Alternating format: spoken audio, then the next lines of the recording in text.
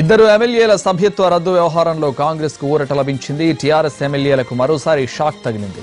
ఎమ్మెల్యేల సభ్యత్వ రద్దు సబబు కాదంటూ సింగిల్ జడ్జి ఇచ్చిన తీర్పును రద్దు చేయాలంటూ వేసిన పిటిషన్ను డివిజన్ బెంచ్ తోసిపుచ్చింది. దీంతో అనర్హత వేటు పడిన ఇద్దరు ఎమ్మెల్యేలు కోమటిరెడ్డి వెంకటరెడ్డి సంపత్తులకు ఊరట లభించింది. తమ సభ్యత్వాలను రద్దు చేయడం అన్యాయం అంటూ కాంగ్రెస్ ఎమ్మెల్యేలు హైకోర్టును ఆశ్రయించగా ప్రభుత్వ నిర్ణయాన్ని తప్పుబడుతూ తీర్పునిచ్చింది హైకోర్టు సింగిల్ బెంచ్. అయితే సింగిల్ బెంచ్ నిర్ణయం సరికాదంటూ 12 మంది టీఆర్ఎస్ ఎమ్మెల్యేలు డివిజన్ బెంచ్ కు అప్పీల్ చేశారు. దీనిపై విచారణ జరిపిన డివిజన్ బెంచ్ సింగిల్ బెంచ్ తీర్పును సమర్థించింది. ఈ పిటిషన్ను విచారించాల్సిన అవసరం లేదని తేల్చి చెప్పింది డివిజన్ బెంచ్.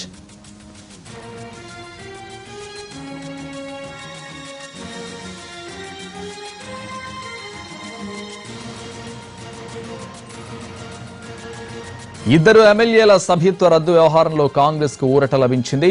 టీఆర్ఎస్ ఎమ్మెల్యేలకు మరోసారి షాక్ తగిలింది. ఎమ్మెల్యేల సభ్యత్వ రద్దు సబబు కాదంటూ సింగిల్ జడ్జి ఇచ్చిన తీర్పును రద్దు చేయాలంటూ వేసిన పిటిషన్ను డివిజన్ బెంచ్ తోసిపుచ్చింది. దీంతో అనర్హత వేటుపడిన ఇద్దరు ఎమ్మెల్యేలు కోమటిరెడ్డి వెంకటరెడ్డి సంపత్తులకు ఊరట లభించింది. తమ సభ్యత్వాలను రద్దు చేయడం అన్యాయమంటూ కాంగ్రెస్ ఎమ్మెల్యేలు హైకోర్టును ఆశ్రయించగా ప్రభుత్వ నిర్ణయాన్ని తప్పుబడుతూ తీర్పునిచ్చింది హైకోర్టు సింగిల్ బెంచ్. అయితే సింగిల్ బెంచ్ నిర్ణయం సరికాదంటూ 12 మంది టీఆర్ఎస్ ఎమ్మెల్యేలు డివిజన్ బెంచ్ కు అప్పీల్ చేశారు. దీనిపై విచారణ జరిపిన డివిజన్ బెంచ్ సింగిల్ బెంచ్ తీర్పును సమర్థించింది.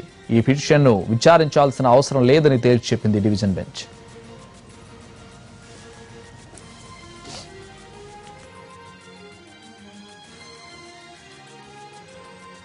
సభ్యత్వ రద్దు వ్యవహారంలో కాంగ్రెస్ ఎమ్మెల్యేలు సంపత్, కోమటిరెడ్డి వెంకటరెడ్డిలకు ఊరట లభించింది. సింగిల్ జడ్జి ఇచ్చిన తీర్పును డివిజన్ బెంచ్ సమర్థించింది. దీనికి సంబంధించి పూర్తి అప్డేట్స్ మా ప్రతినిధి శర్మ అందిస్తారు. శర్మ, కాంగ్రెస్ ఎమ్మెల్యేలు కోమటిరెడ్డి వెంకటరెడ్డి, సంపత్ కుమార్ చేస్తూ గతంలో శాసనసభ తీర్మానం చేసింది. దానికి సంబంధించి గెజెట్ నోటిఫికేషన్ కూడా విడుదలైంది. దీన్ని సవాల్ చేస్తూ గతంలో సింగిల్ బెంచ్ ను కోమటిరెడ్డి, సంపత్ కుమార్ లు ఆశ్రయించిన నేపథ్యంలో వాళ్లకు ఊరట కలిగిస్తూ తీర్పు వెల్లడించింది. వాళ్ళ అనర్హత సబబు కాదు, ఆ గెజెట్ ను కూడా కొట్టివేస్తూ సింగిల్ బెంచ్ తీర్పు ఇచ్చిన నేపథ్యంలో సింగిల్ బెంచ్ తీర్పును సవాల్ చేస్తూ డివిజన్ బెంచ్ ను 12 మంది శాసనసభ్యులు, టీఆర్ఎస్ శాసనసభ్యులు హైకోర్టు డివిజన్ బెంచ్ ను ఆశ్రయించారు. దానికి సంబంధించి వాద ప్రతివాదనలు జరిగాయి. అసలు ఈ పిటిషన్ ను విచారించాలా అన్న దానిపైన వాదనలు జరిగాయి. ఒకవైపు ఇది రాజ్యాంగ విరుద్ధంగా వ్యవహరించారు, ఒక శాసన మండలి చైర్మన్ పైన వాళ్ళు విసిరి ఇయర్ ఫోన్స్ ను విసిరి పెట్టడం వల్ల కంటికి గాయమైంది, అలాగే రాజ్యాంగ విరుద్ధంగా వ్యవహరించారంటూ వాళ్ళు టీఆర్ఎస్ ఎమ్మెల్యేల తరపు లాయర్లు వాదించినటువంటి పరిస్థితి. కానీ కోమటిరెడ్డి, సంపత్ కుమార్లు తరపు లాయర్ వాదనలు వినిపించారు. ఇది పూర్తిగా రాజకీయ దురుద్దేశంతో కూడుకున్నటువంటి వ్యవహారం. కోమటిరెడ్డి కానీ సంపత్ కుమార్ కానీ రాజకీయంగా ఎదుగుతున్నారు. ప్రభుత్వాన్ని టార్గెట్ చేస్తూ వాళ్ళు అనేక విమర్శనాస్త్రాలు గుప్పిస్తున్న నేపథ్యంలో వాళ్ళిద్దరి పైన రాజకీయ దురుద్దేశంతో అనర్హత వేటు వేశారని ప్రధానంగా వాళ్ళ తరపు లాయర్ వాదనలు వినిపించినటువంటి అంశం.